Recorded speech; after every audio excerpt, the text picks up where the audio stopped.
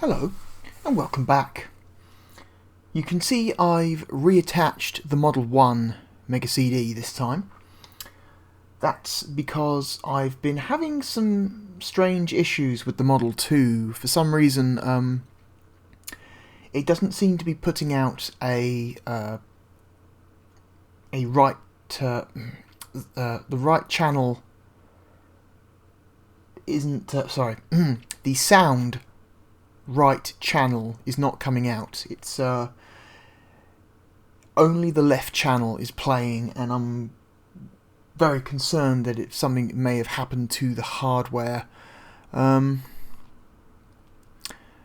tried it multiple times, and for whatever reason I can't seem to get any sound out of the right channel, so I've switched back over to the Model 1 and that appears to be working correctly. So, which is strange because I haven't really used it since the last time I recorded a video, so don't know if that's just a weird.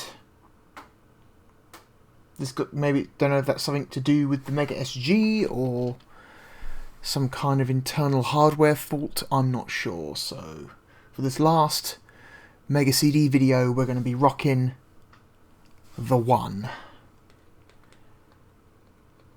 And first game we're going to put in, let's have a look. We're just going to pop it in to see if it boots. I have absolutely no reason to think that it wouldn't, so. And that's the, the venerable Sega Classics collection, which was a pack-in game with the Mega CD,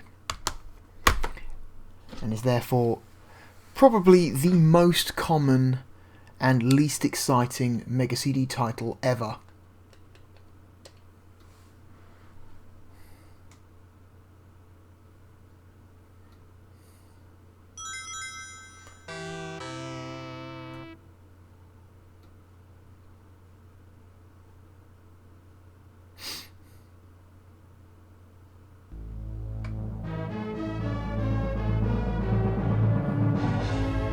Everything seems...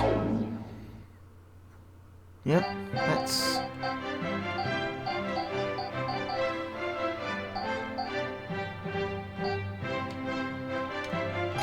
Yep, it's totally functioning. This is a working... Mega SG running Sega Classics collection for the Mega CD just fine, apparently. Which is good.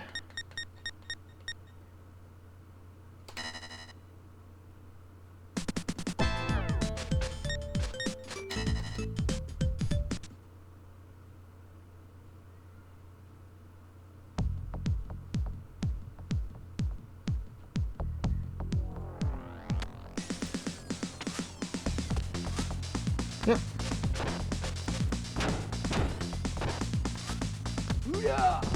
Suplex. There we go. That works for me.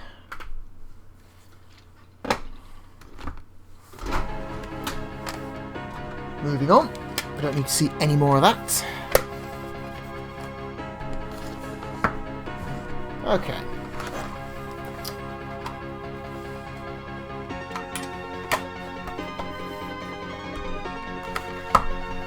So, moving on to the next game, one that is actually interesting, is the cult classic Sewer Shark.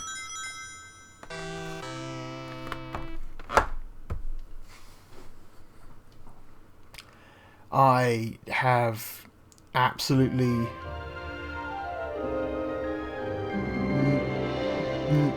I barely have a clue how to play this game, but I like its style. I like the cut of its jib.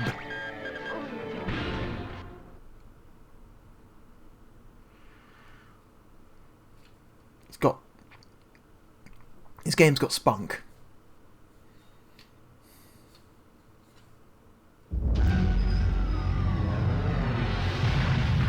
tell the actors had a lot of fun filming the footage for this game.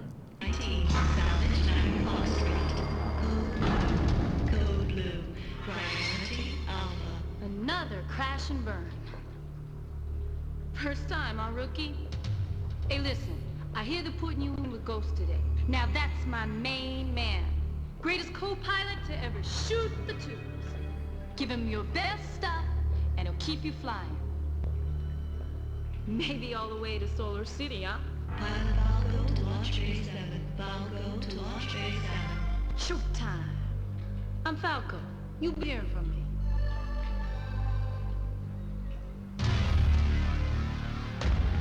Welcome to the sewers, punk. The guy you're replacing, he had that same tough guy smirk on his face that you do, till he hit the wall. They're out there now blotting him up with handy wipes. But the ghost here, I always come back for more. Love it. Oh, Let's go, rookie! overacting. Take a deep breath, rookie. Oh, this guy is Smell the sewers in the morning. They smell like victory. just chewing scenery. Oh my goodness. This here's the whole hog. I took her apart and I put her back together again. No matter what they taught you up at Top Rat, factory jobs ain't worth scrap. I got some stuff in her. It's not all strictly legal, but it just might keep you off the wall. Now until you earn a better one. I wonder where this guy is now. Dog meat. All right, climb aboard, dog meat. I wonder what he's doing. I wonder if he's still acting or if he was in like anything else notable. Because he's so wonderful in a just terrible way. Burn. Crash and burn. The sewer jockeys come and they go. But down here, this is the hole. I give you a name, a friend, a boss, and a reason to live. You're gonna owe me big dog meat. And what's my payback? 1,000,000 pounds of tube steak. That's all you gotta deliver today, hot shot. You nail this one run, and we got a one-way ticket to Solar City. Launch window for ship Galley 11 is now open. Proceed. Maybe you're good enough, dog meat. Let's find out. I'm your backseat this trip, so don't screw up, huh? Hey, Captain! Transmit, you dirty little... Whoa, I'm working real good now, Mr. Ghost. Oh my gosh, what is that ugly thing? Oh god. Catfish! I always get like 5 minutes into the game before just 12 pilots missing, 3 recoveries. dying and having to quit because it's just a little bit too difficult to comprehend what it is you're actually meant to do. I get it, you're meant to steer through the tunnel and shoot enemies, but They were all down there in Sector 9. for some reason the game always decides I don't do it correctly and I just die, so... Well, I sure hope she stays out of Sector 19. A nice girl like Hey, that. Catfish! Come on!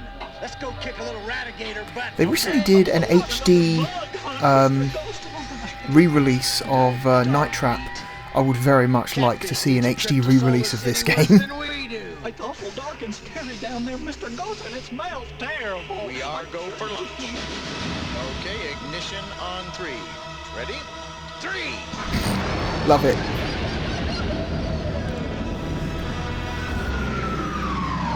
Hey, relax. Pretend it's a game.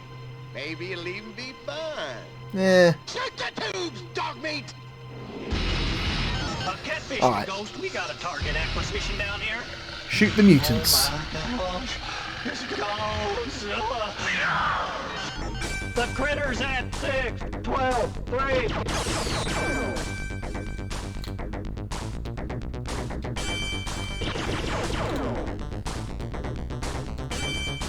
Encore! Looking good!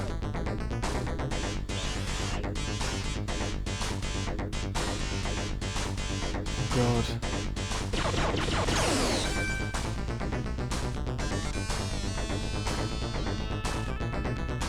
Remember your jump data!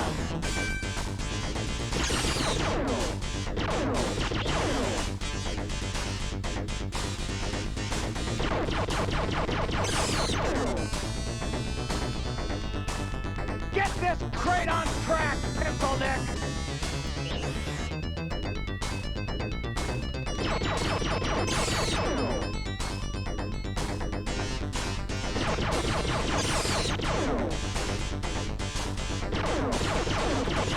Whoop.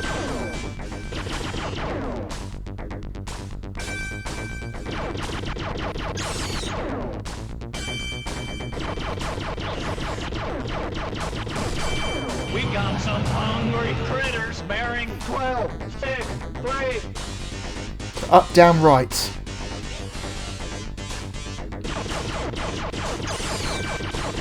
Wait for the up signal. Up. Okay. Wait for the down.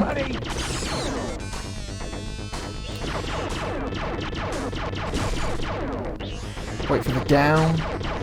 Now. So we're going to go down. I'm going to wait for it to say right.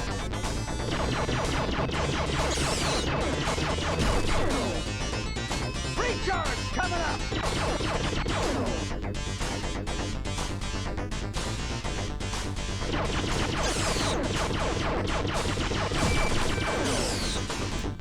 There it is. Okay.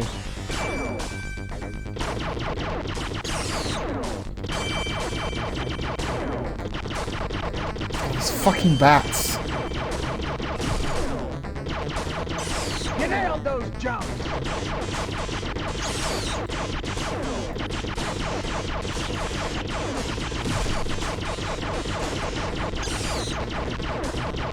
Oh my god.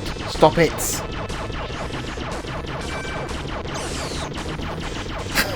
Oh, I hate these bats.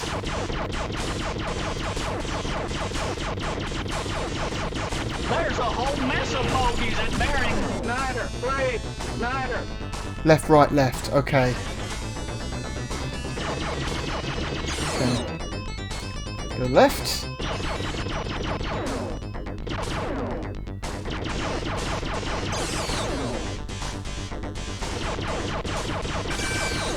Don't want to go left again, want to go right.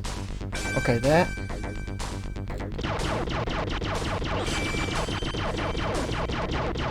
Oh my god, these bats suck. On target, I'm still.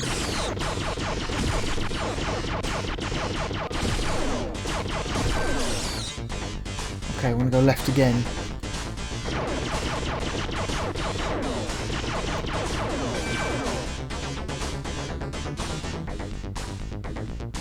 Catfish the ghost, the dang thing bit me. Vector, Snyder, 12, 3. Okay, left, up, right. Right.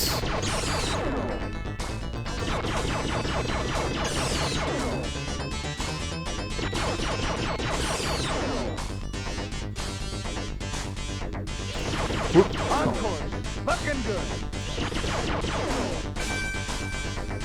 Wait for it to say up before moving. Okay, this way.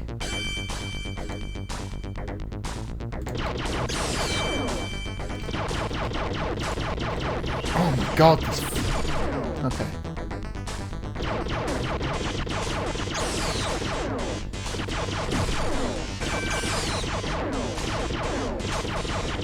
You nailed those jumps! Bats are gonna be the death of me.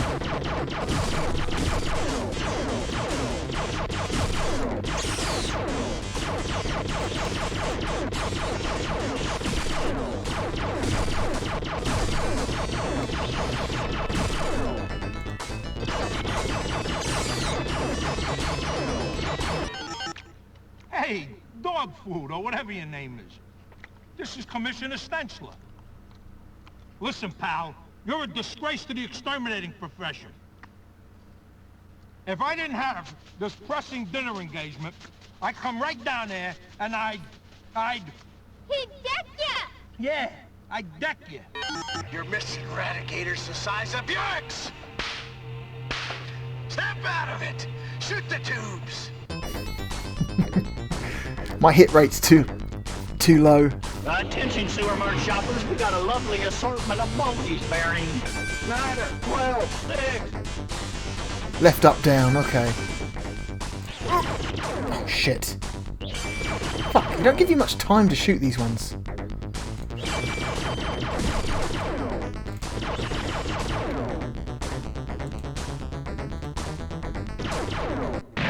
Whoop!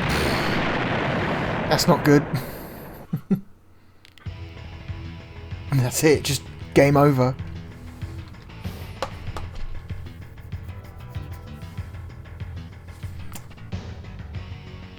Yeah, I would very much like a remastered HD re-release of this game.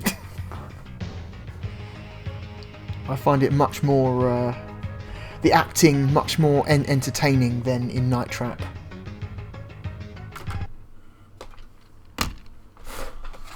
Whoop. Careful now. Don't drop the case, it's insanely fragile.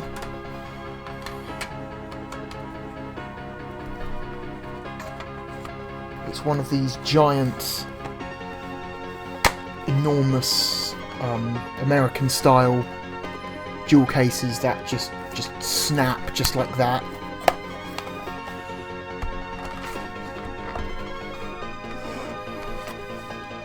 Right.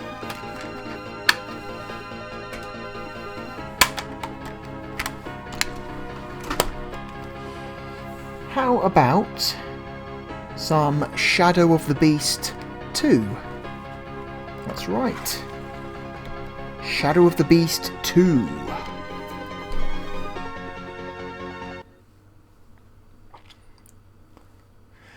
Shadow of the Beast is one of those games that it's very divisive. It's they are beautiful games. They have fantastic art and animation, but they are not fun to play.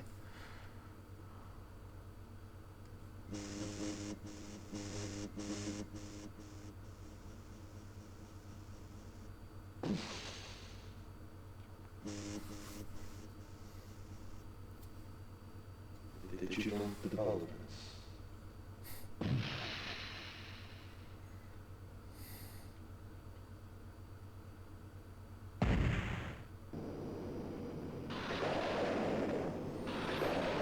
A little intro here.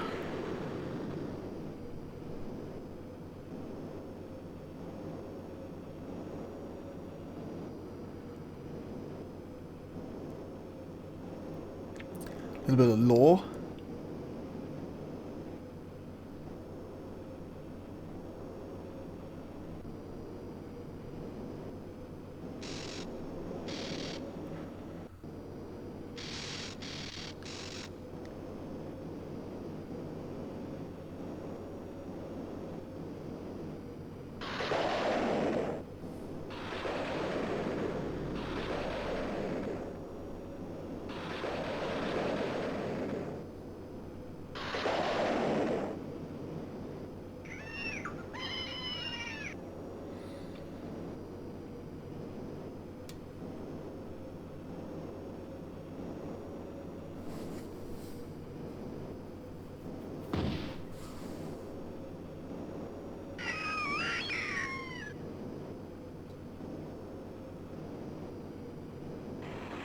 All right.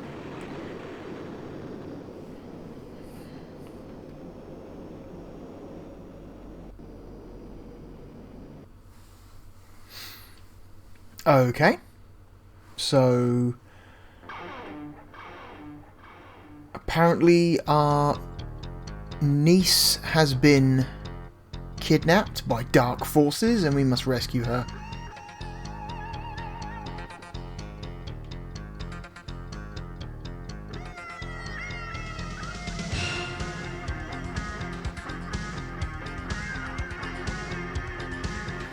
Alright, let's play some Shadow of the Beast 2.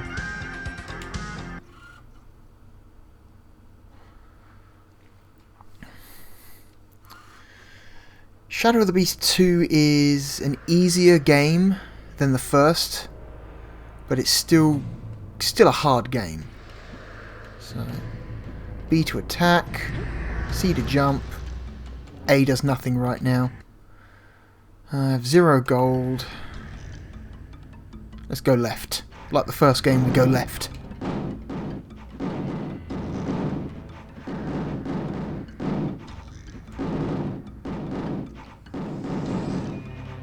Past these trees that are throwing rocks, apparently.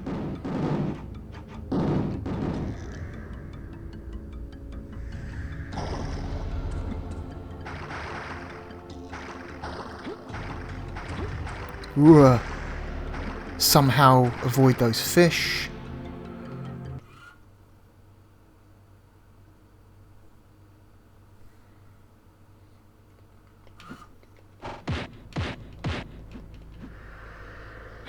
Okay. Don't know what that was, but okay.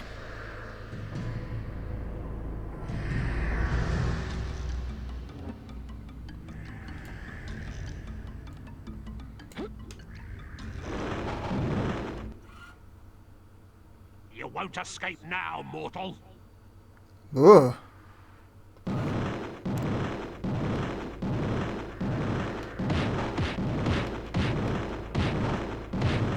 Get off the fucking rope.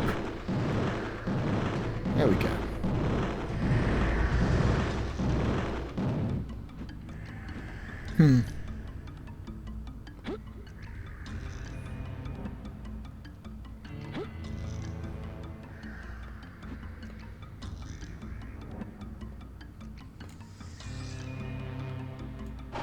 Oh, fuck off.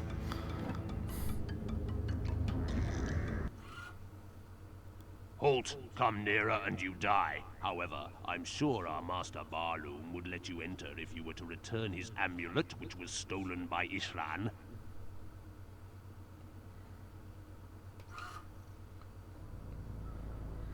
So this dude is like, can't get through, but give me something I want and maybe. Alright, what if we just attack you? Halt. Oh. Oh shit, okay. He's got laser breath apparently. We are very low on health.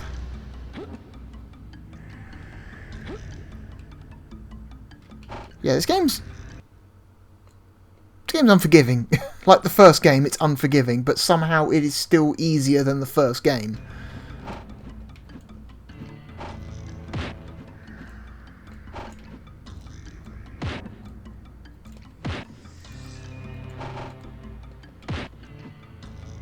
Okay. Yeah.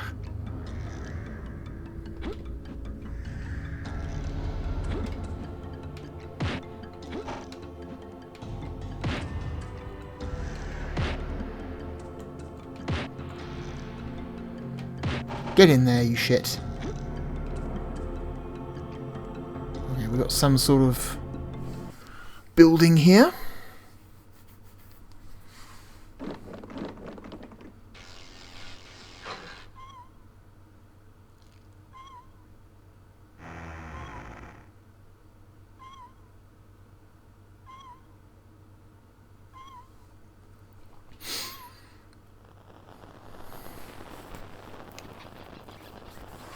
Alright.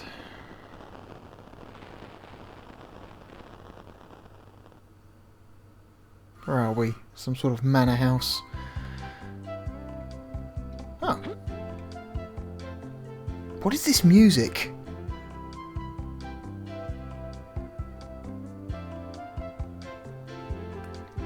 This is like elevator music. This is the last kind of music I expected to hear in this game. What?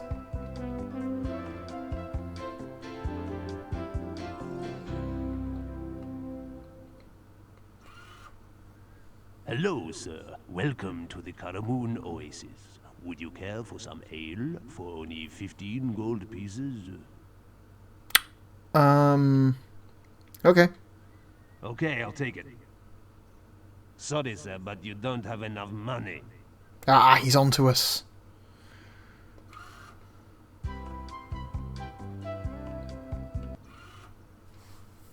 Hello, sir. Could I interest you in a set of throwing axes for 20 gold pieces, or a magic strength potion for 25?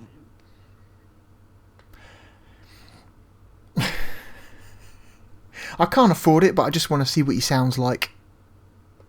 I'll take the axes, please. I'm afraid you haven't got enough money, sir.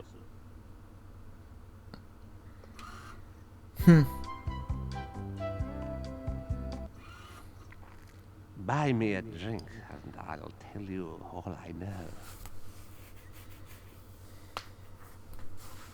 Threaten him. No, just tell me now, or else. Well, go west. No, east, when you leave the oasis.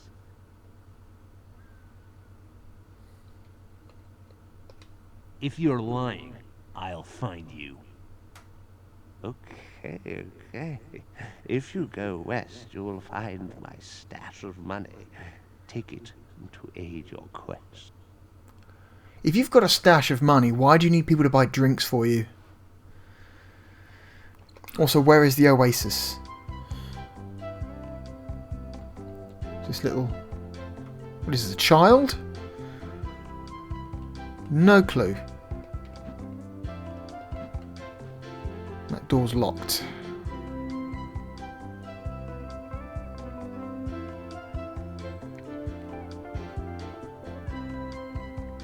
Alright.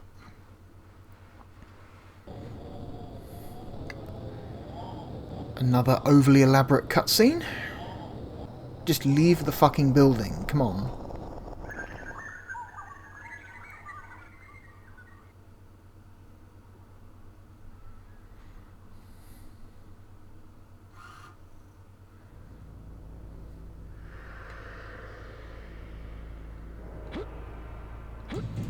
Doesn't appear to be anything there.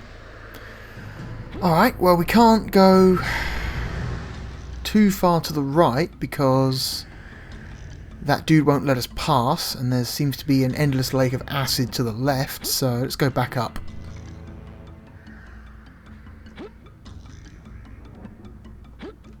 Past the deadly fish and those arsehole trees.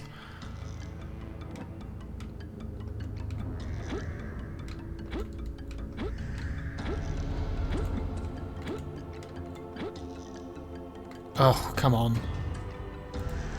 Ugh.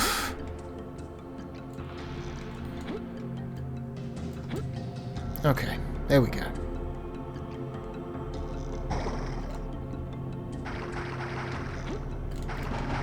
Whoop.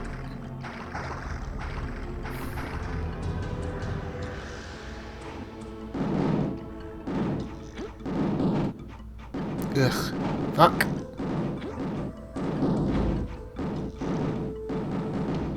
You kind of just got no choice but to run past all that shit.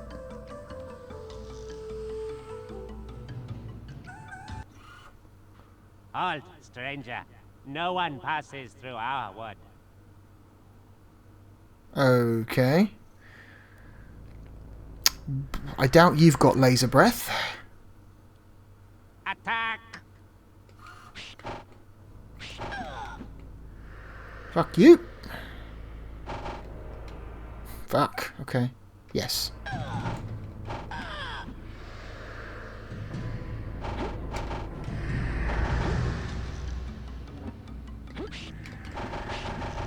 Fuck. Are they riding bees?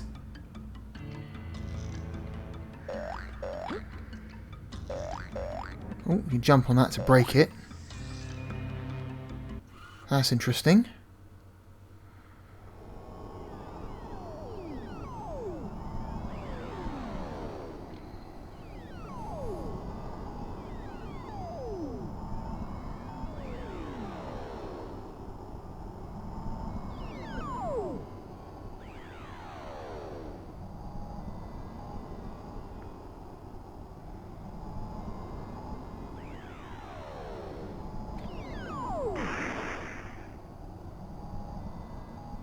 Okay.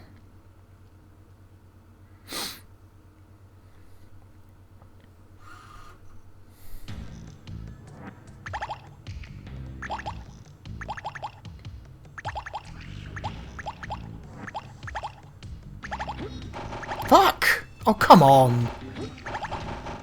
That's not fair. Huh. That's not fair.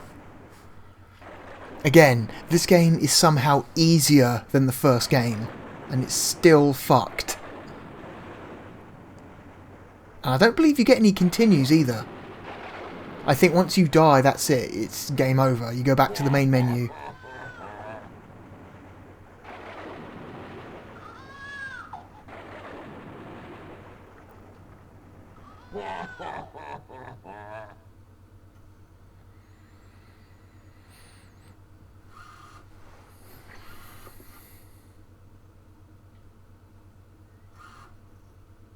Yeah, it just dumps you straight back at the title screen.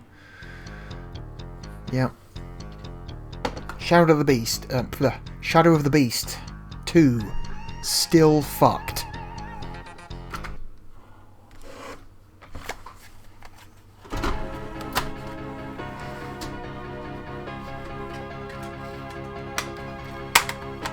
Oh. Okay.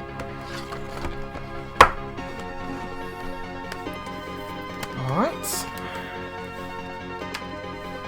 How about some Sherlock Holmes consulting detective?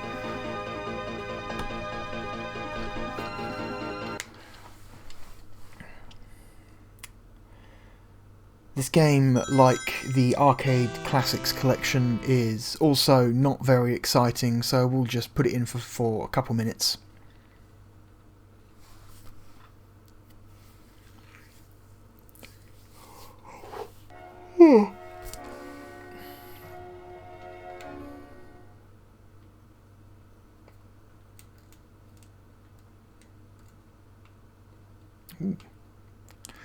Instructions. Holmes's introduction.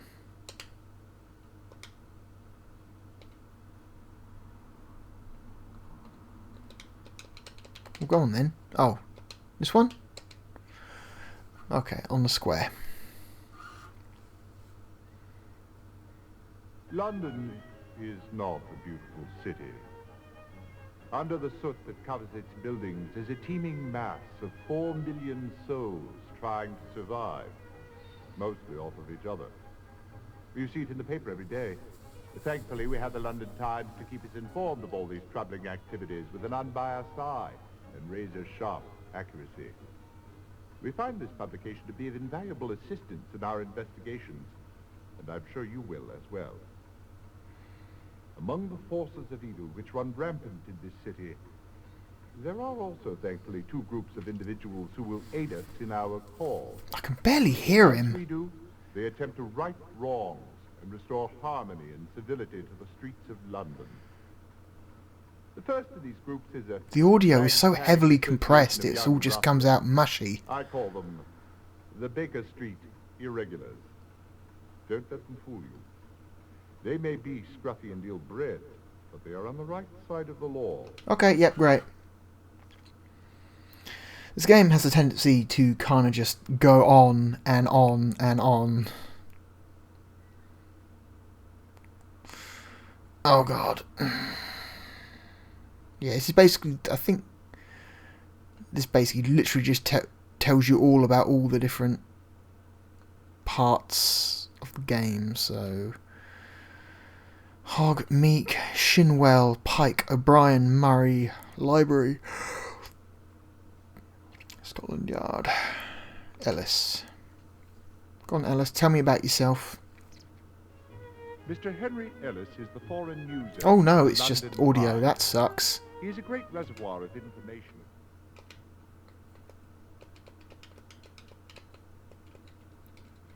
Can I go back?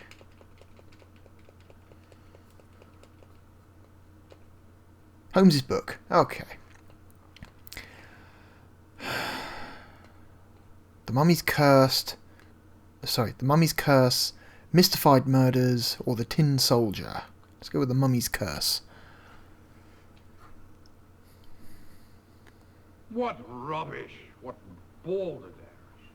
You must have read something terribly disturbing, Watson, for you to be so overwrought this early in the morning. Indeed, Holmes. It's irresponsible of the Times to play upon people's superstitions. Ah, you must be referring to the affair of the mummy's curse. The entire city in an uproar.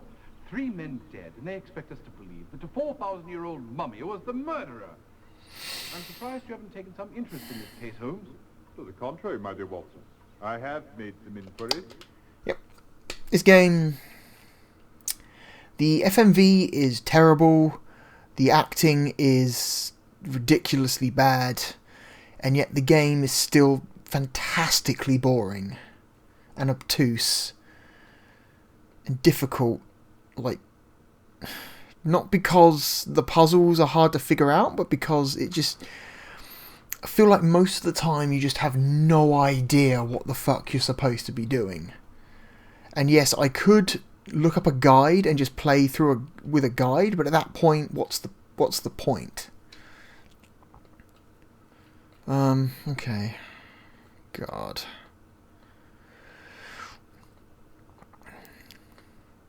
Newspaper.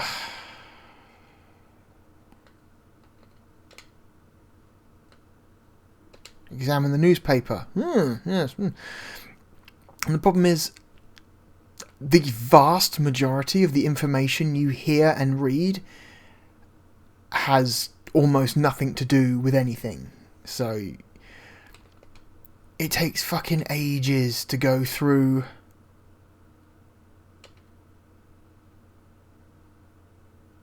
all these newspaper articles, and like you have to basically just ignore 90% of it. And I just do not have the patience. What's this?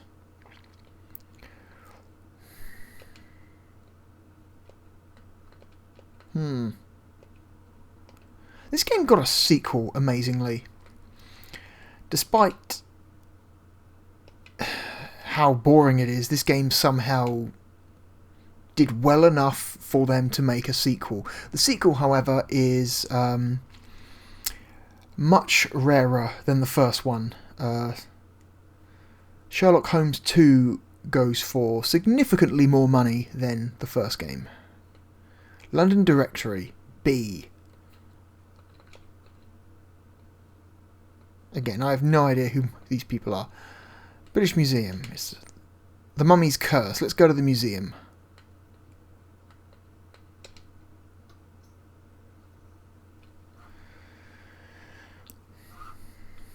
Windibank's body was found in the mummy's case. Inside it? Precisely. One of the guards, Henry Witherspoon, discovered it when making his rounds. He noticed that the lid was askew and a hand was sticking out of it. By the look on his face when he came to summons me, he must have thought that the mummy was attempting to leave its resting place. Some of the guards have been a bit on edge, you know, since the stories about Dr. Turnbull's death. What happened when you arrived at the scene? Witherspoon assisted me in removing the lid. There was the body of James Windibank. Round his neck was a bandage of linen. And the mummy was missing? No, it was in there too. Underneath poor Windibank, completely undisturbed, not a length of its sheeting unraveled. Who had access to the exhibit room? Well, the room... Nope.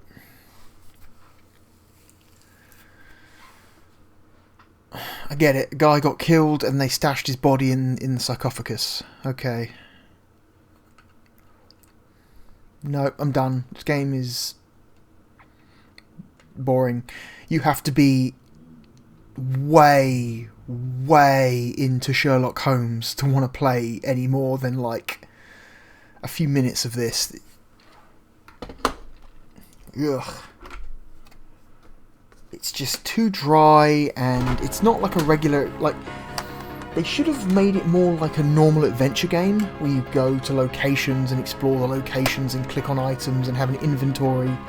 This whole thing where you've got to read through, like, pages and pages and pages of text and listen to incredibly dull conversations of mostly meaningless information is just not a fun game. Alright,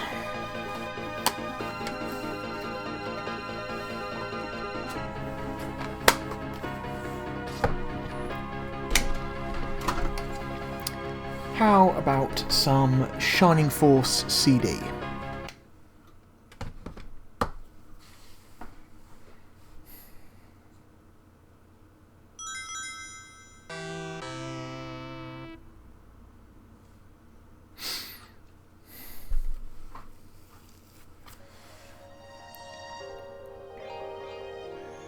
Sonic, software planning.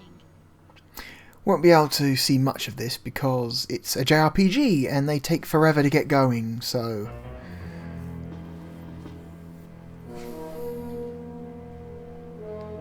This game's good though. I finished it. With Dark Dragon ensued. When the It's actually 2 games in one. It's 2 Shining Force games that were made for the Game Gear that only came out in Japan. Shining Force Gaiden or Gaiden. Dark Dragon was defeated. They were remade for the Mega Drive and then both put together on a compilation and then released for the West.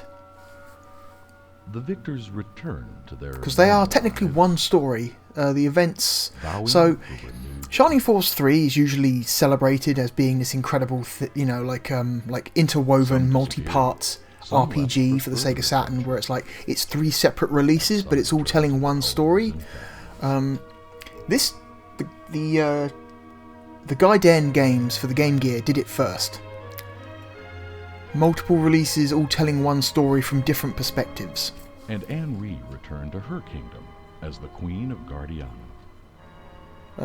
Although they actually made 3 Gaiden games. There's a Gaiden Final Conflict, which unfortunately came out too late for the Mega CD, and again was Japan only.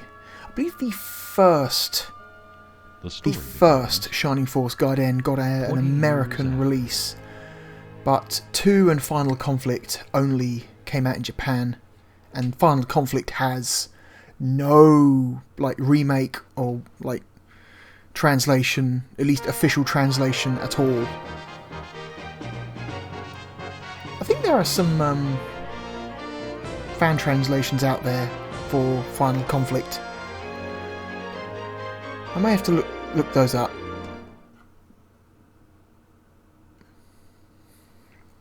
Because this game's good.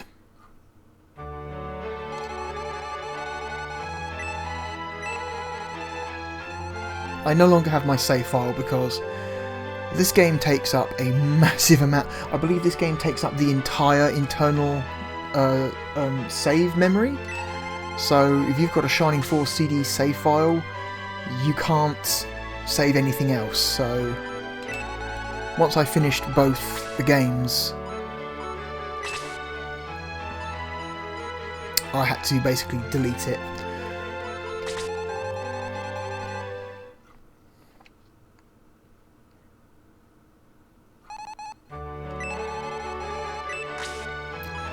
Oh god. Because the Shining Force Gaiden games, they are an official, like story-wise, they are like an official sequel to the original Shining Force. Like Shining Force 2, the thing about the Shining Force games, they tend to not follow on from each other. So Shining Force 2 exists in a completely different universe to Shining Force 1, at least as far as I can tell. Shining Force 3 exists in a completely different universe to Shining Force 2, but it is in the same universe as Shining Force 1. But you don't see any characters from Shining Force 1 at all in Shining Force 3. It's not, those storylines are not connected. That's not it's not entirely true. There is a single character from Shining Force 1 who shows up in Shining Force 3. But again, none of the story from 1 has anything to do with the story of 3, so... These games are mostly completely disconnected from each other, except for the Gaiden games, which are the story, the continuing storyline after SF1 after the events of SF1.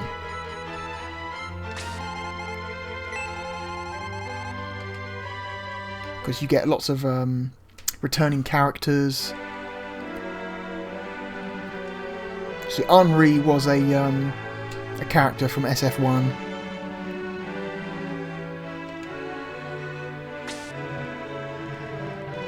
Yeah, this guy is also in the first game. Except he's old now, they're all middle-aged.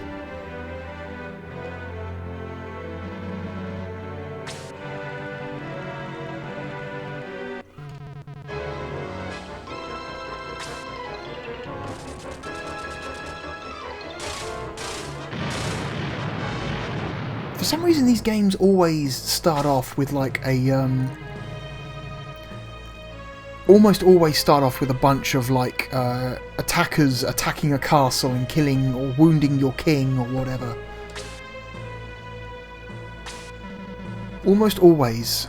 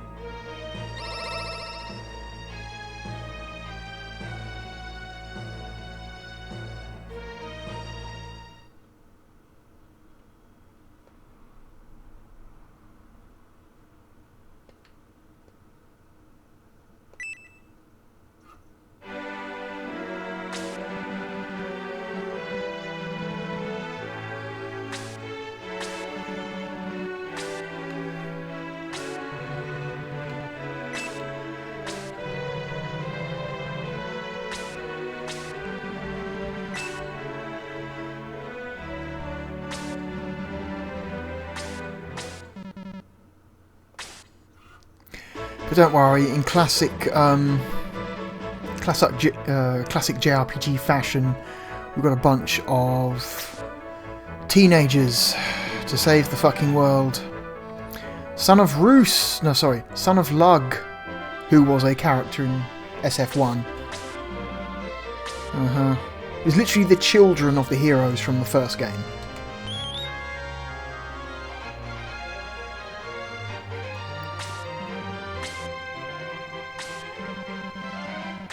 Oh, Son of Hans.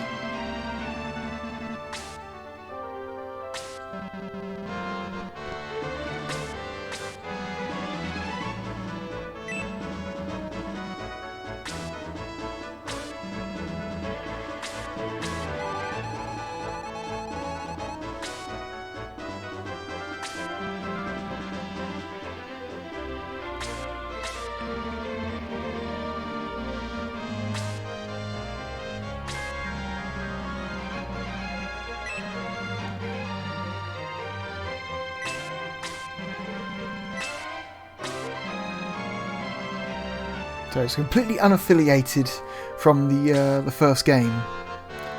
Just, I don't know, random hero, number 72.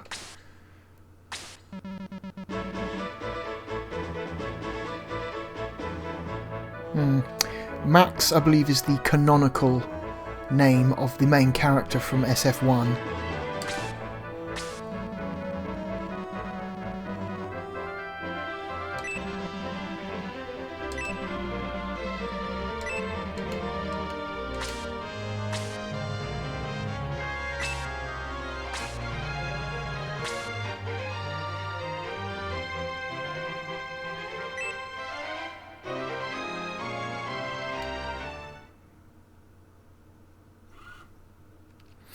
So, unlike other Shining Force games, this game doesn't have any explorable areas. It's in...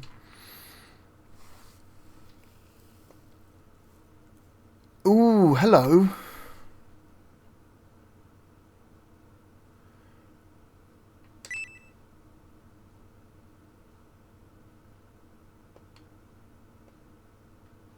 What the fuck is this? Okay. That's not normal.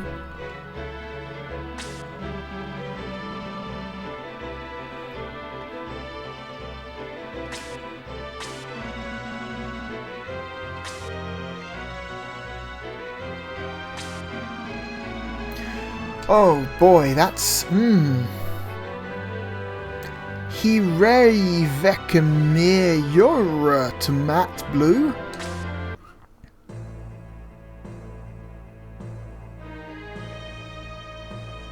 Okay, I think we may have stumbled across a bug of some kind.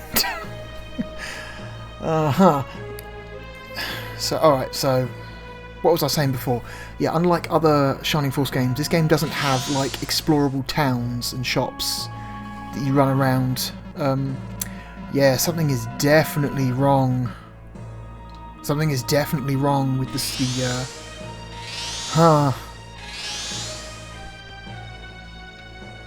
with the text in this game. It's weird, it's... Okay, something is seriously up.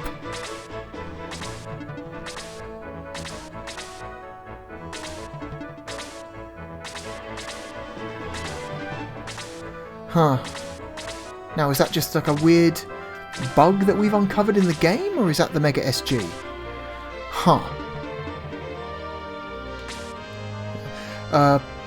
So typically, instead of like running around towns, you do all of your trading in the HQ between battles. So it's literally scripted event, cutscene, battle, back to HQ, cutscene, battle, back to HQ, and then whenever you want to go back to the HQ, that is your opportunity to see if there's any new weapons for sale or whatever.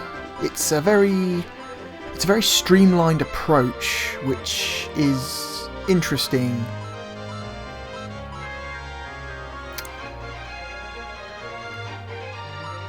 But I kind of miss the ability to like run around towns and talk to NPCs and stuff. But you know, it's I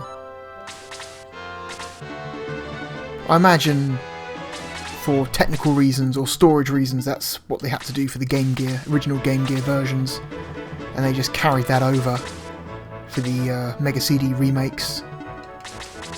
Let's just shove these people. This is like the least tactical I've ever been in this battle, but I'm just shoving people forward as fast as they'll go just to get a fight going.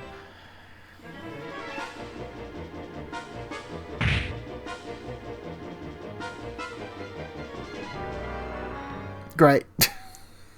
It's completely... Okay, the dialogue system seems to be completely fucked right now. That never happened at all, once, at all, during my playthrough. And I played it on real hardware. Like, real hardware. So I'm going to assume this is a bug caused by the Mega SG. Okay. None of this text makes any sense. Like, it starts writing the correct words and then it just completely just goes off the rails and starts using the wrong symbols and terminologies that has nothing to do with the situation. How strange. But this is a good Shining Force. This, to me, I think, because of the sheer amount of game, I think Shining Force 3 is the best Shining Force game. Then under that you've got the remake of Shining Force 1. Then in third place you've got Shining Force CD, then Shining Force 2, then Shining Force 1.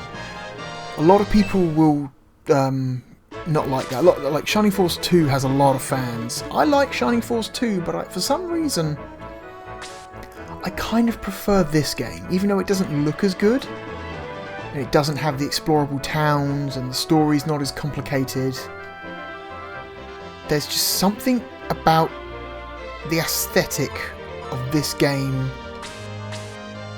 I just like more than Shining Force 2. I don't know. Uh-oh. Bad stuff is happening. That looks... Uh-oh. The game is becoming more unstable. I don't know. I flip-flop, to be honest. Depends on what day you ask me. Some days I'll say Shining Force... I prefer Shining Force 2 over CD. Some days I'll say CD over Shining Force 2.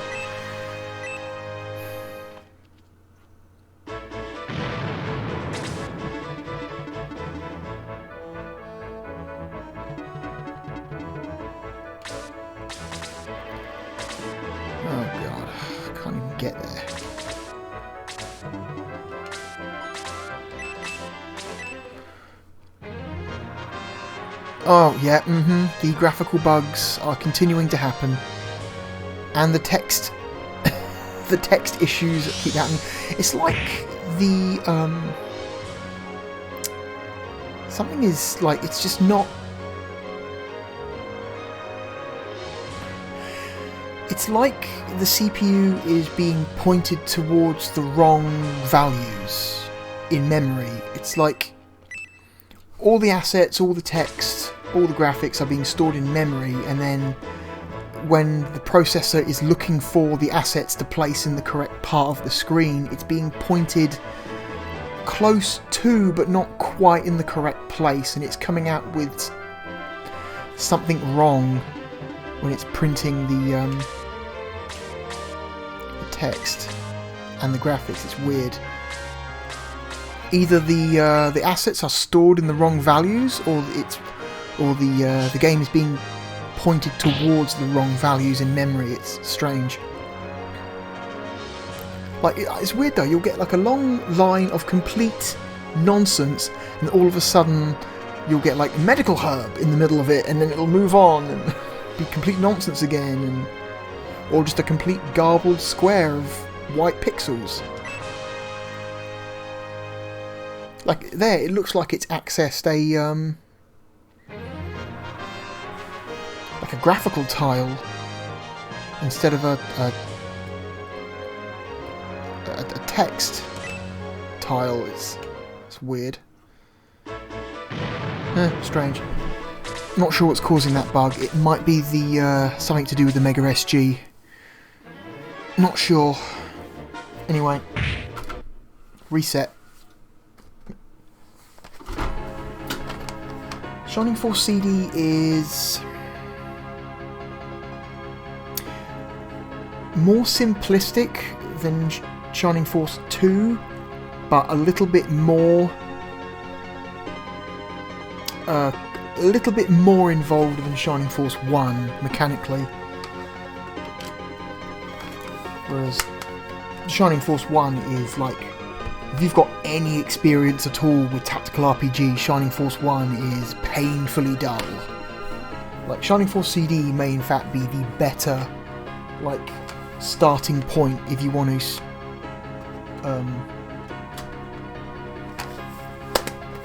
if you've never played a Shining Force game before, because it's simple but not too simple. Anyway, next game.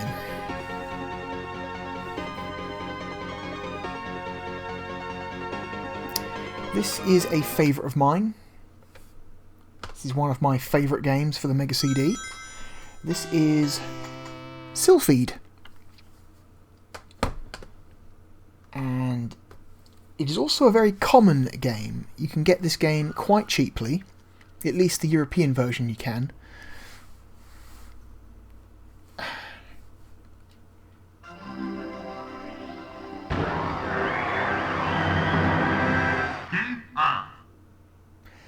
Same developer that brought you Grandia and Gun Griffin. Emergency, emergency. Bogies approaching. I love this game. Interceptors scramble now. Repeat. Bogies, bogies. All interceptors scramble immediately. Instead of going for like a grainy, like pixely style to the FMVs, everything is like pure flat colours, and I think it looks great. What the hell?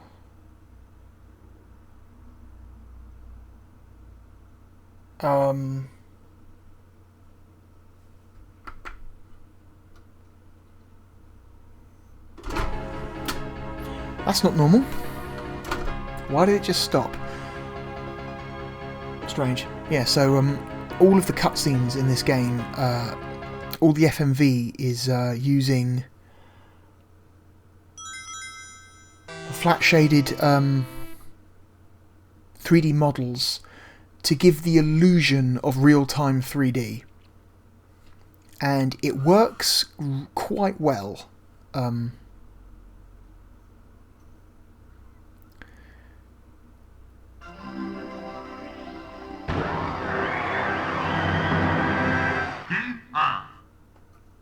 Okay, let's try that again. Let's just hit start. Battle station. Unidentified spacecraft inbound from Delta Line, Area 3. Number unknown, but increasing. All Sylphine squadrons scramble immediately. Repeat, scramble now. Squadron 207, scramble now. Rendezvous with squadrons 279 and 333. Take position for intercept mission. This is not a drill. Repeat, this is not a drill. An attempt was made several years ago to reboot the Sylphide franchise. A game came out for the 360, but it wasn't a shooter. It was just more like a space sim, and it wasn't good. It was like a bad game. It had like an unnecessary time limit mechanic that just made playing the game frustrating. And it just sucked, which is a bummer, because I would very much have like a new Sylphide game of some kind. Ooh.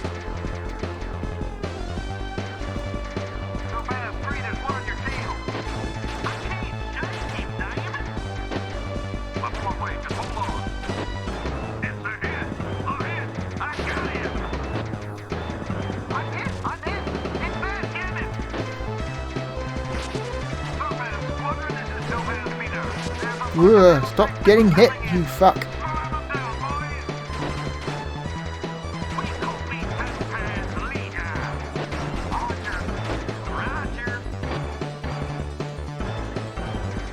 Missiles coming in fast. Intercept systems to emergency code. Quick.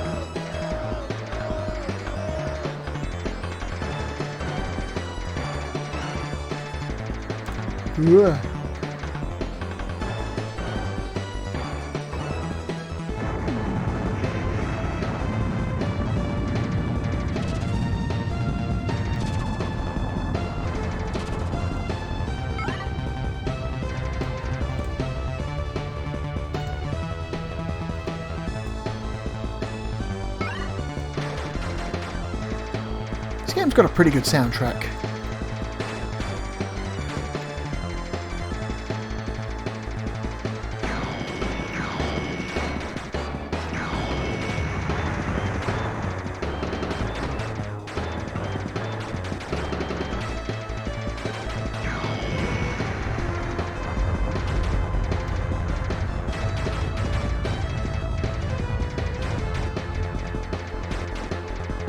Ooh.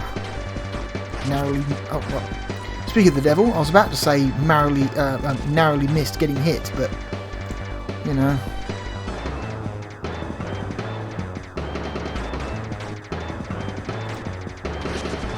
Oh god. Oh, stop getting hit, you fuck.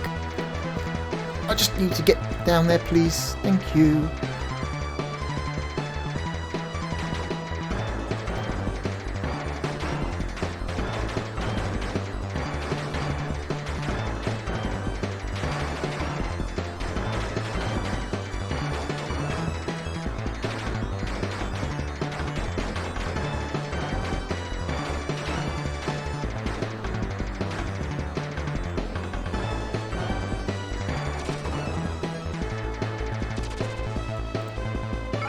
Okay.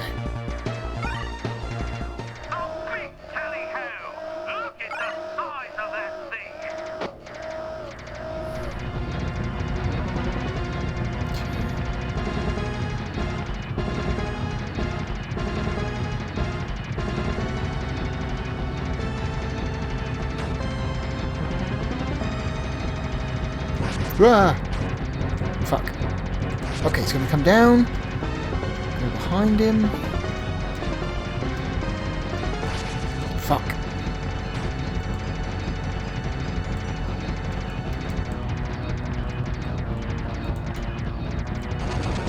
Okay. Level 1 done. I think I'll show a little bit of level 2 and then we'll move on.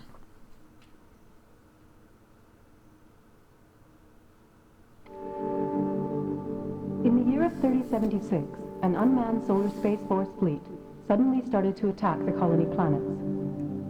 The Greason system, the central photon computer that integrates and controls the whole galaxy network on the mother planet, Earth, was network jacked by an unknown terrorist. It was network jacked. The leader of the terrorists solemnly introduced himself as Zakarte. The survivors of the Galaxy Union and the colony planet's fleet assembled all their forces to strike at Zakarte. 64 light years lay across their way to the solar system.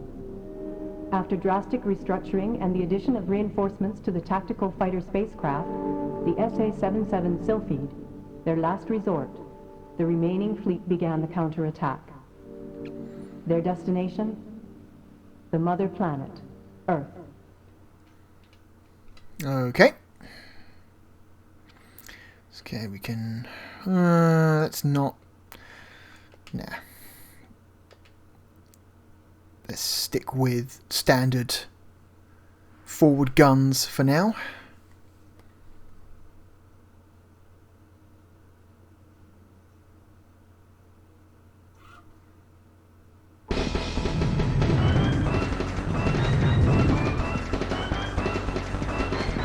Alright, asteroid belt.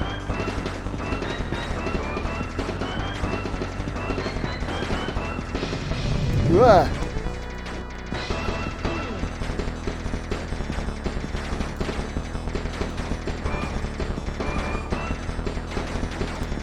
Ugh.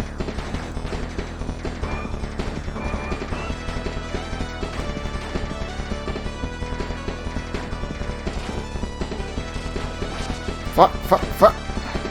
Ugh.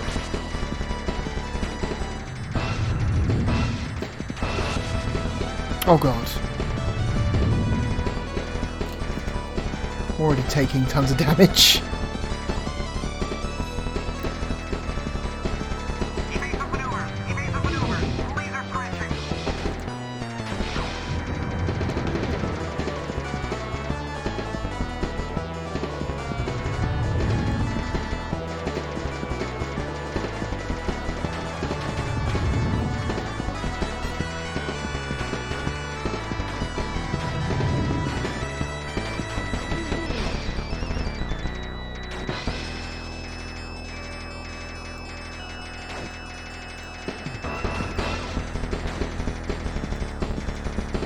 Oh god. It's done it again. The game just shut itself off for no reason. Why is it doing this? Oh well. That's annoying. I guess that's all of Sylphide. Like, it's not locking up. It's not crashing and locking up because you can still soft reboot the Mega CD, and if it had completely locked up, you wouldn't be able to do that. You'd have to turn the power off and do a hard reset, but that's weird. Anyway, let's keep going. Let's skip a few. Soul Feast, that's boring. Sonic CD, everyone's seen Sonic CD before. Soulstar. Here's an interesting one. Not a lot of people probably know about Soulstar. by Core Design. It's a behind-the-back space shooter, a bit like Galaxy Force, or AKA, or not AKA, or Galaxy Force, or like a Star Fox, you could say, but more like Galaxy Force.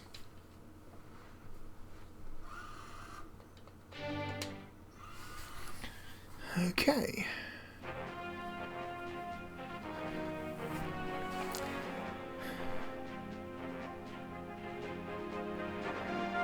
This game is kind of a technical, like, show of force for the Mega CD. It does a lot of stuff that you don't see a lot of on the Mega CD, like large scale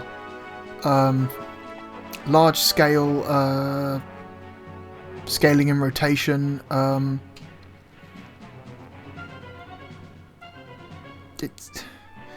We'll get into it. Well, like lots of scaling and rotation, like tons of it.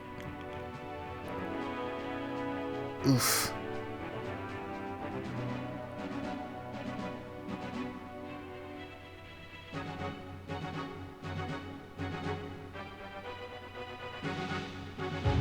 This game has a story which is kind of batshit insane.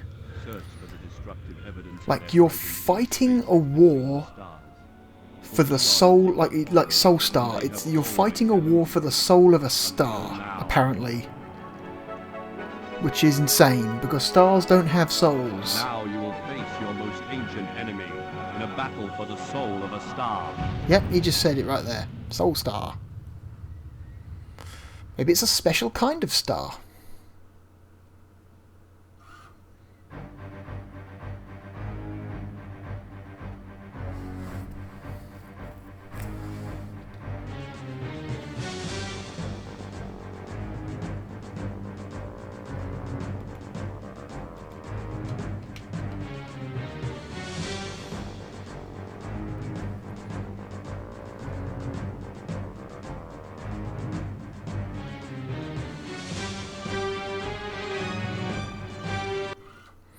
Alright, so I think I looked at a demo disc of this game a little while ago, which I think showed off the first level.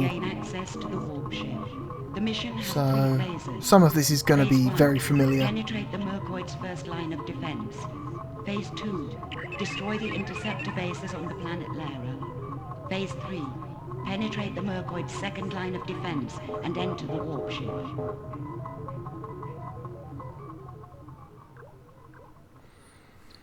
So yeah.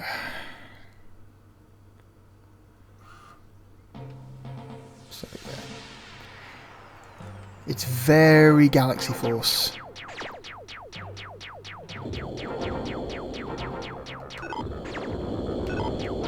Multiple weapons, so you got your standard lasers, you got missiles, of which you have a limited amount. Missiles are automatic lock-on, and they do a significant amount of damage, so you kind of want to save them for bigger enemies.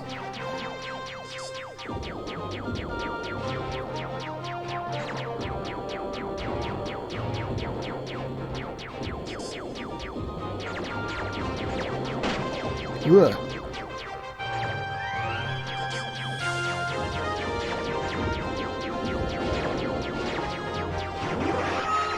Okay, upgrade. We kind of want to go through the rings, because that's how we get our power-ups.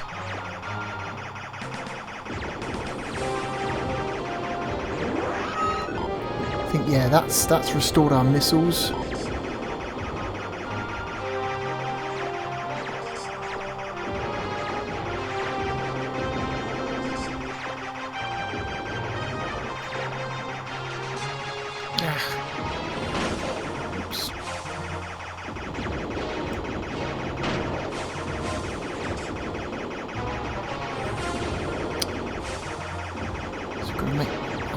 To this. Okay, we've got a new type of missile now.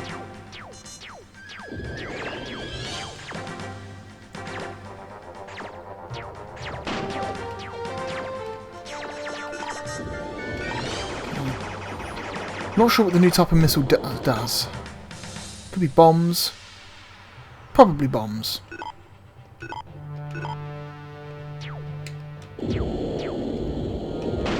Oh, they are bombs. They're literally bombs. Okay.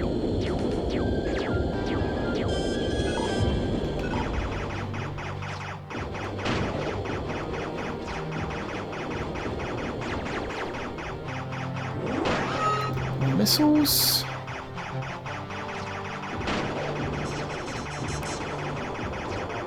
Blood, a ton of shit on the surface of this planet. Whoop! I want that.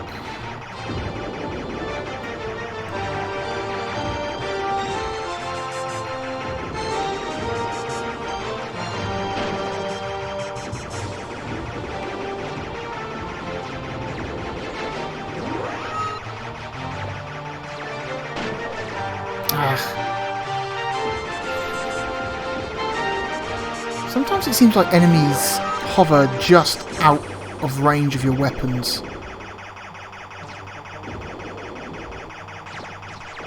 If they go too high on the screen, you can't hit them. Missed that.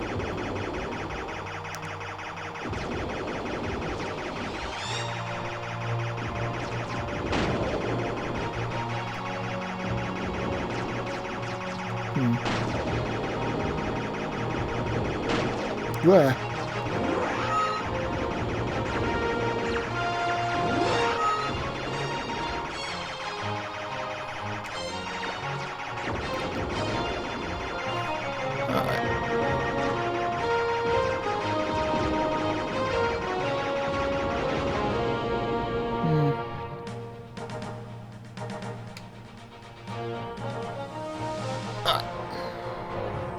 Part 2.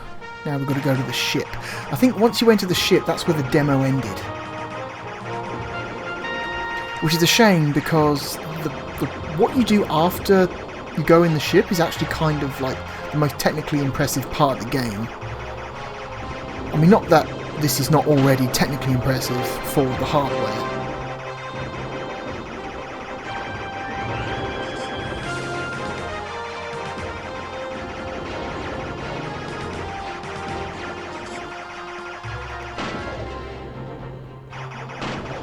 Oh god.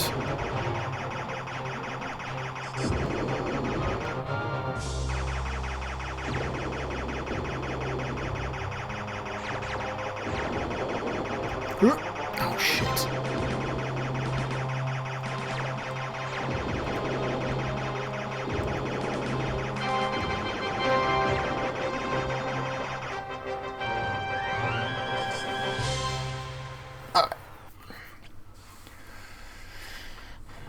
So now we're inside the ship. We're going into all range mode. I guess you could call it. Mercoid warp ship. There are 3 warp gates located inside the ship. Your primary objective is to activate one of these and warp to another sector in the Sol Star system. The mission has 3 phases. Phase 1. Destroy the primary computer located at the center of the interior.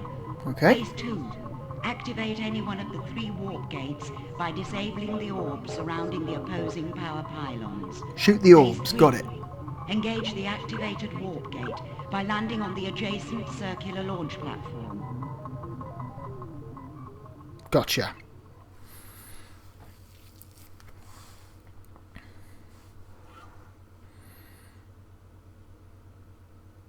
So, destroy the computer. So yeah, we have like complete 3-dimensional control of our ship here.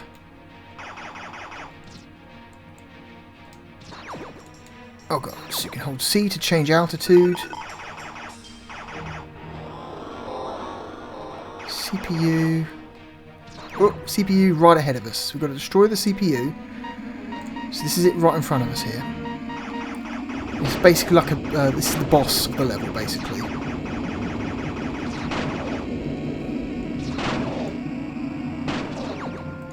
Uh-oh. Oh, God.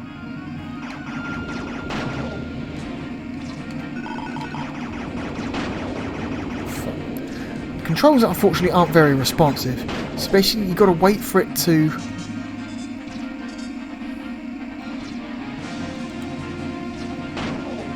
Okay. Fuck. God damn it. No, get back, you fool. Oh my god. So... This game doesn't control that well. No, you fucking... I keep hitting the wrong button by accident.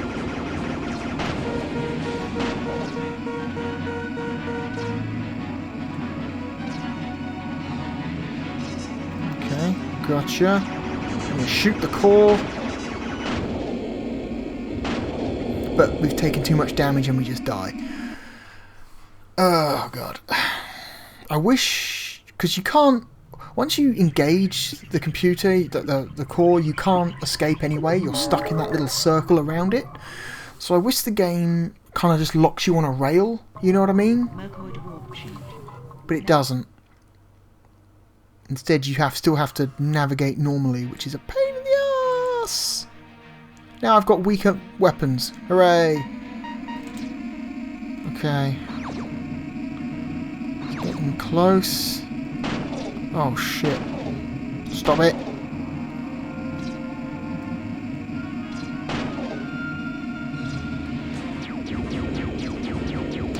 Whoop, get away.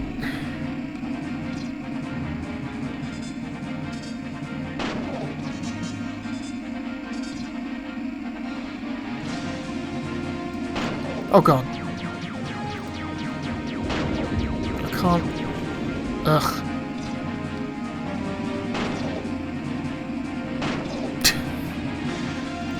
This is actually kind of tricky. Oh god, stop it. No, hold down C, move down. I don't know what's happening now. Something is happening.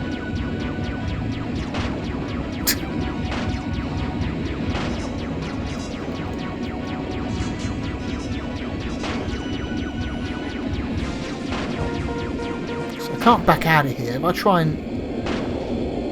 Yeah, anyway.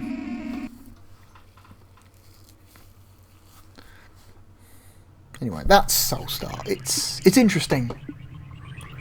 It is technically interesting, if a little bit hard to control. Alright.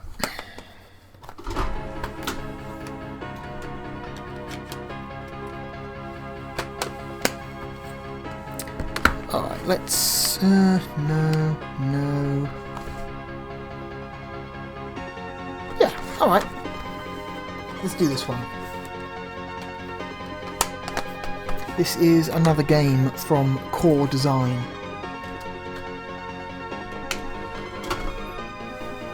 That in some ways is very similar to Soulstar, but I prefer it. This is one of my favourite Mega CD games. This is Thunderhawk.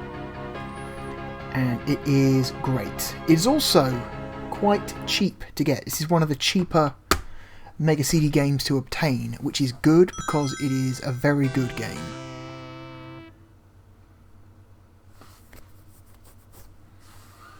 Hopefully this runs correctly.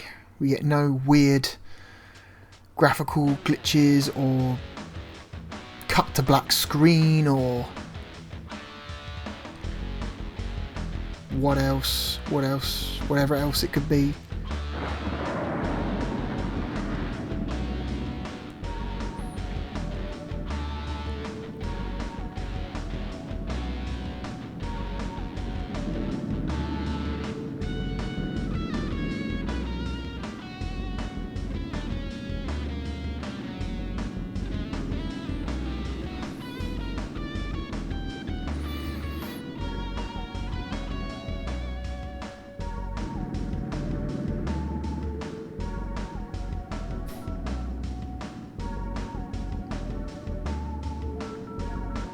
I like the cutscenes in this game because they are essentially, they're like a combination of FMV and sprite animation. They're sprites layered over the top of FMV, which makes them look quite a bit cleaner than had they done the whole thing in one FMV file.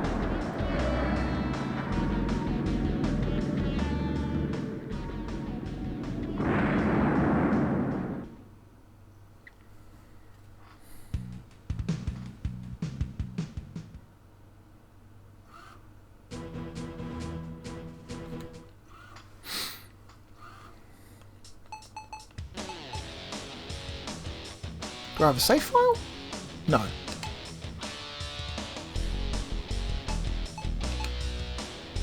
Oh, no. Jack. JAC. So... Asia, Middle East, oil dispute, Middle East escort, convoy, Alaska, bio-research, Central America, recaptured town. Okay. So you can kind of select what campaign you play, in what order, which is good. Which is a nice touch. I like these briefings as well. Although I wish the screen would take up more real estate so you can actually see what the fuck you're looking at. Don't waste missiles on your way in. Use your gun instead. Fly low to locate and eliminate any AAA sites. Okay, watch out for AAA. Gotcha.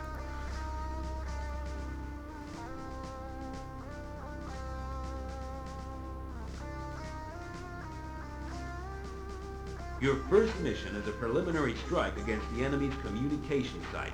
Don't waste missiles on your way in. Use your gun. Okay, so it's literally just... Alright.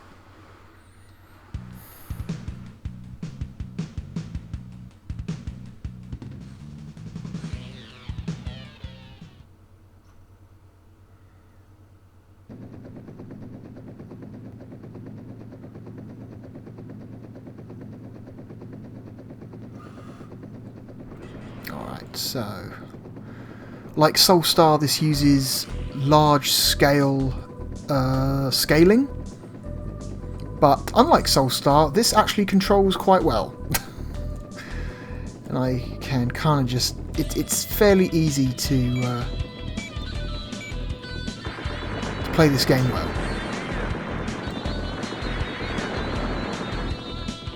Where am I going? North.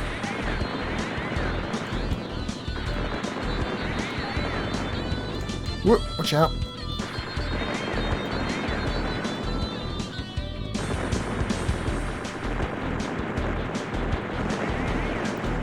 Destroy these SAM sites, or anti-aircraft guns.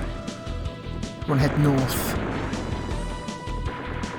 Gain a little bit of altitude so we can get some more visibility, but you don't want to go too high because that'll make you a sitting duck. Incoming bandit. Okay, we've got... Incoming bandit. Precisely what he said. Aircraft. The yellow blips on the radar are enemy aircraft. And they can be kind of a pain. Incoming missile.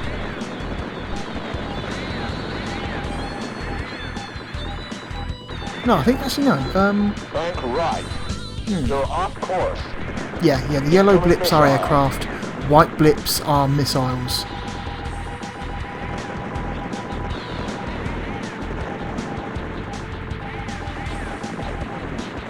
Oh god, it's jets as well. They can be quite difficult to deal with.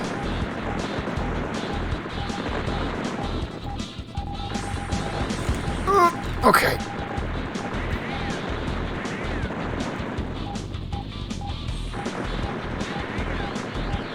Okay. Let's keep heading north. Incoming bandit. Whoop! Incoming oh bandit. shit, we got hit.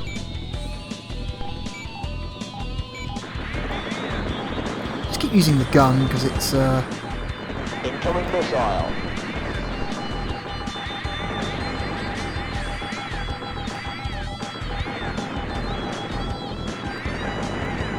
just infinite. Let's use the rockets on these huts. There we go.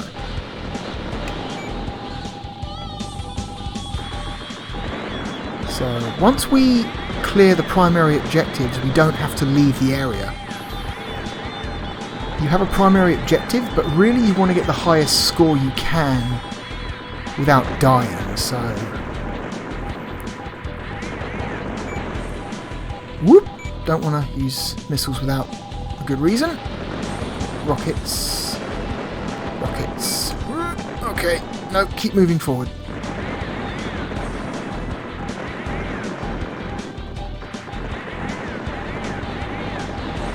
complete. Alright, let's get out of here, actually. Because we're getting a little bit low on health. The only real way to deal with those enemy aircraft is with homing missiles, but we don't have a lot of them, so we're just going to leave. Mission complete. I like this game. It's straightforward. 72% of targets. Save game. Yeah, why not?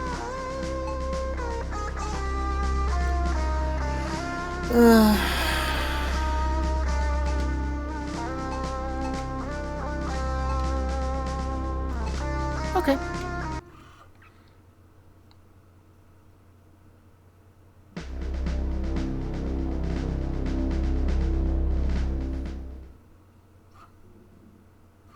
We're under attack from advancing forces.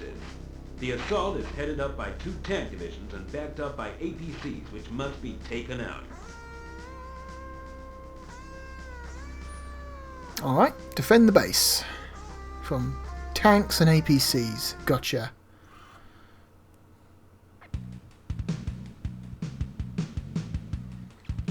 There's a sequel for this on the Sega Saturn and PlayStation. Thunderhawk 2 Firestorm, which is pretty much exactly the same game, but with obviously better graphics. Let's take off. Right, don't hurt friendlies.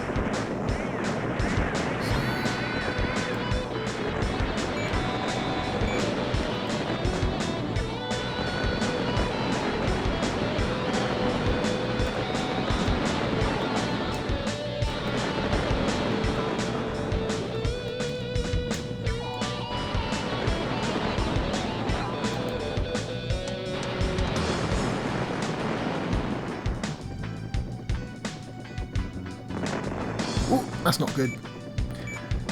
Pro tip, don't crash into trees.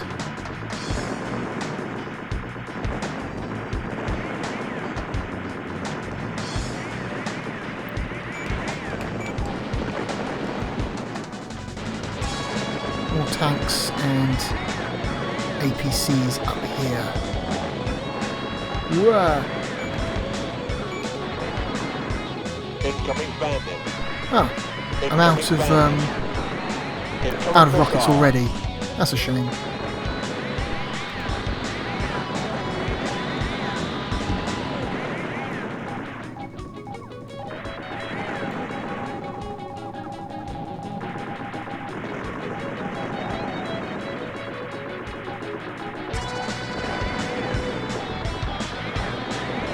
Mission complete. Alright, so we can leave the area to finish the mission, or we can spend some time to mop up some more enemies. Since we've got plenty of health, let's spend the time. Mission complete. Incoming missile.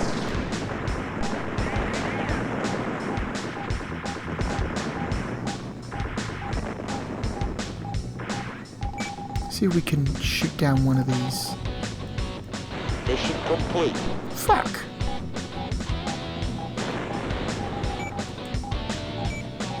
Incoming bandit.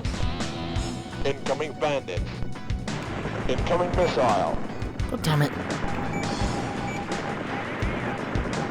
Mission complete. Gotta try and engage the planes in an area that doesn't have any other enemies, otherwise you'll accidentally lock onto another enemy that you don't actually want to fight. It's kind of annoying.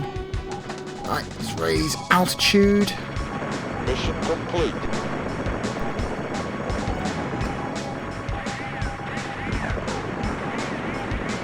Oh god.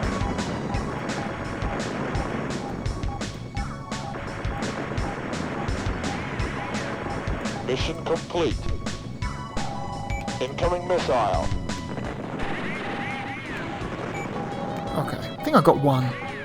Anyway, let's head for the exit.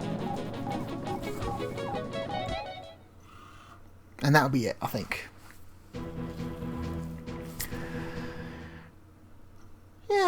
it works. I mean, this thing totally does what they said it does. It is compatible with a Mega CD, and it will let you play most, if not all, Mega CD games.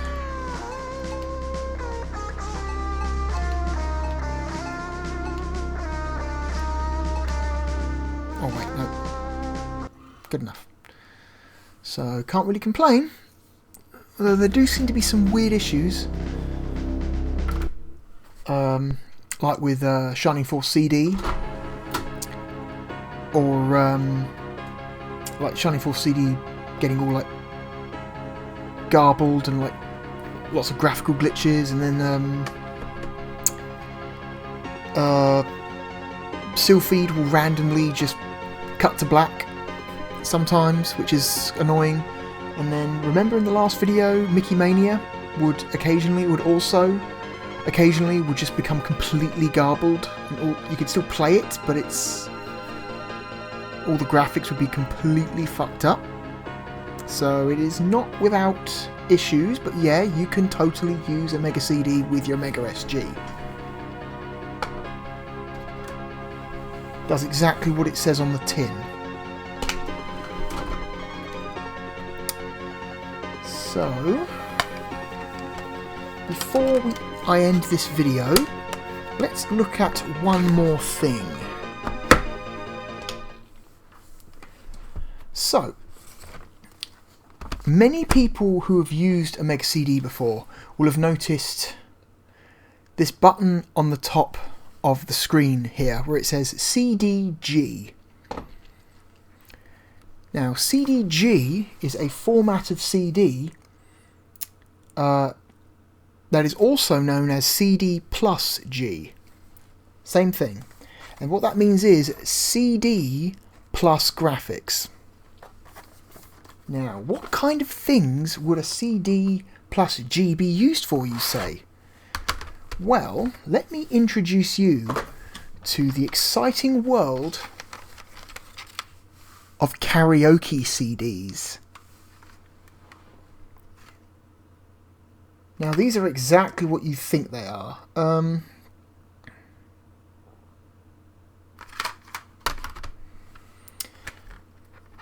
They are literally CDs full of music of popular songs with no vocals.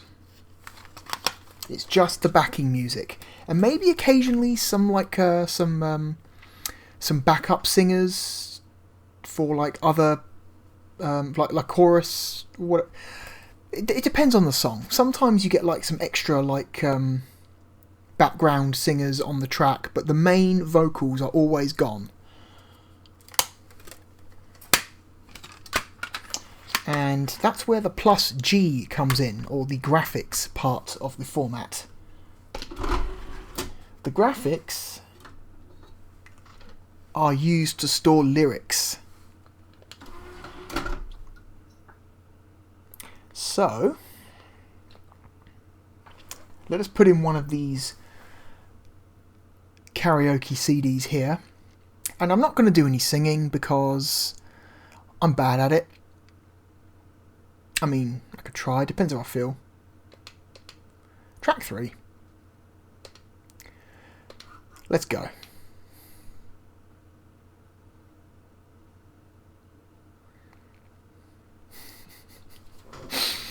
And this is a karaoke CD from 2005, and it is 100% compatible with the Mega CD.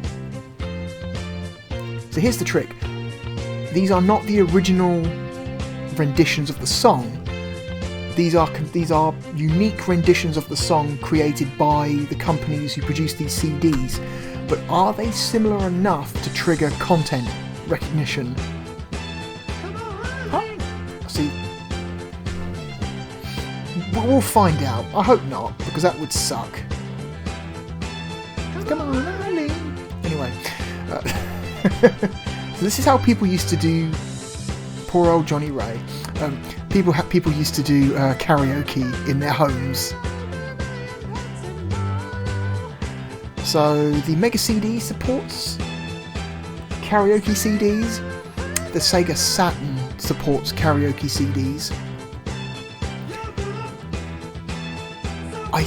think the PlayStation 1 in Japan supports karaoke CDs. I don't believe the European or American PS1s support CDGs. I think also Japanese PlayStation 2s. I think. Because karaoke is a big thing in Japan, and personal karaoke machines still sell quite well.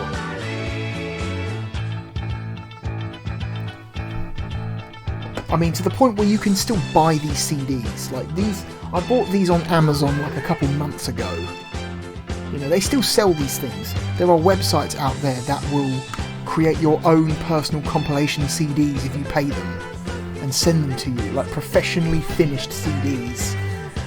There's still a surprising market for this completely obsolete, like, form of media, you know.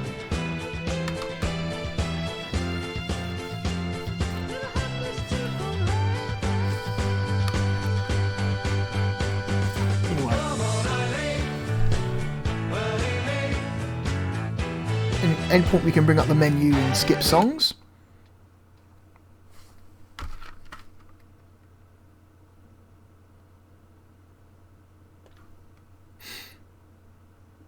Crazy Little Thing Called Love from Queen.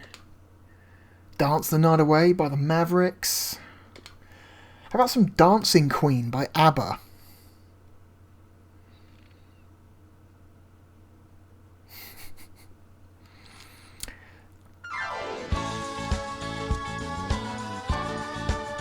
Yeah, I'm going to stop that immediately now, because even though that's not the original rendition of the song, I'm willing to bet the music company that owns ABBA Music is litigious enough to go after close enough renditions, let's say. So, interesting. Glad to know that they work. Oh dear. So yeah. That is the Mega CD compatibility for the Mega SG. I skipped a couple at the end there because, well, honestly, some of them are a bit boring. But yeah. So next time, I'm going to start looking at some weird shit. Tech demos, homebrew games, unlicensed Russian shit. For example, here's a good example of the sort of stuff I want to look at next time. Here's a copy of Super Mario Brothers for the Mega Drive. I want to see if weird shit like this works on the Mega SG. That will be fun to find out. Anyway, thank you for watching. I'm the Real Blue Dragon, and goodbye.